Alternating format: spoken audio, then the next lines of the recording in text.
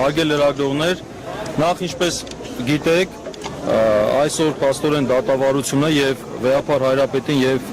սրբազան հայրերին մեղադրում են իրենց կանոնական լիազորությունների իրականացման հարցում։ Այսինքն պետությունը իդեմս քննչական մարմնի դատախազության եւ դատարանի ներխուժել է եկեղեցու ներքին կյանք։ Սա արգելված է ինչպես օրենքներով, այնպես էլ միջազգային իրավունքով։ Հիմա ինչևից է ունենք այս ամոթալի իրավիճակը, որտեղ մենք այսօր գտնվում ենք։ Այսօրվա դատական նիստի հետ կապված տեղեկացնեմ ինչ տեղի ունեցավ։ Ուրեմն ինչպես գիտեք, սկզբնական փուլում քննարկվում է դատավորի բացարկի եւ ինքնաբացարկի հարցը։ Դատավորը ինքնաբացարկ հայտնեց, հրաժարվեց այս գործը քննելուց, Հակոբ Մանուկյան հրաժարվեց, ըստ էության դատավորը նաև հանդիսացել է փաստաբան, ես այլ մանրամասներ չեմ ներկայացնի, ենք ասեմ ինչ որ նաև հայտնի է, նա հանդիսացել է փաստաբան եւ իր ուսումնառության եւ արտոնագիր տալու ժամանակ արտոնագիրը ես եմ հանձնել, բայց իմ անձնական կարծիքով դա բացարկի հիմք չէր, բայց դատավորը հաշվի առնելով, որ դա կարող է կասկած առաջացնել, դատավորը ինքնաբացարկ հայտնեց,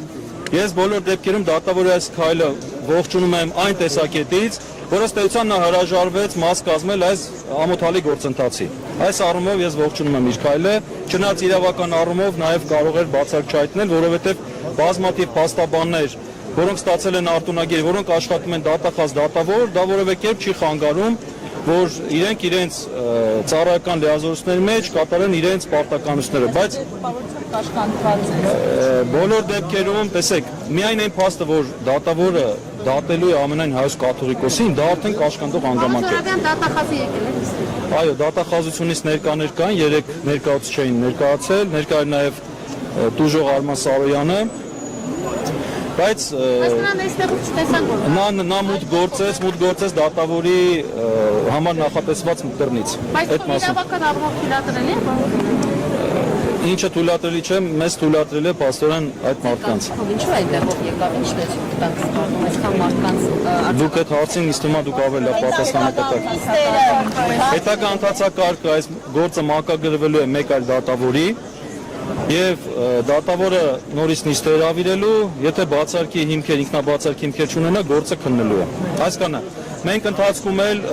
առիթ կունենանք այս գործի մանրամասների մասին խոսելու այս ակնհայտ ապօրինի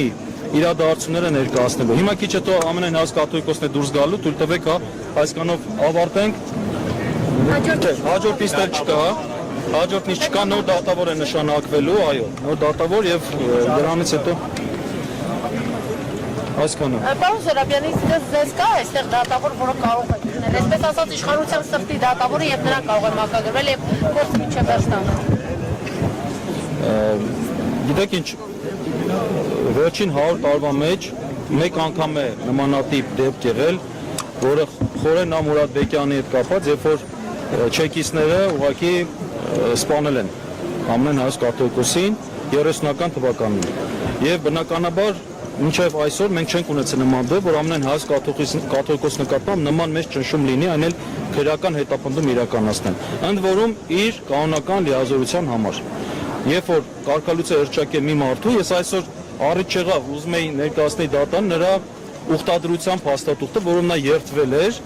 ուխտ էր արել, որ ենթարկվելու ամենայն հայոց կաթողիկոսին եւ երբևիցե դուրս չի գալու իր դեմ։ Նա երդվել է։ Ես այսօր այդ ուխտն եմ ուզում հրապարակել, բայց դրա առիթը չունեցավ։ Արման Սարոյանի վարքագիծը պահվածքը ինչպես էր, արդյոք այսպես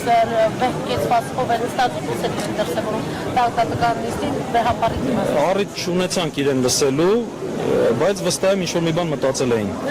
Այսինքն եթե իրենք փորձելու են դռնփակի տանել, մենք փորձելու ենք դռնբացի պահել։ եթե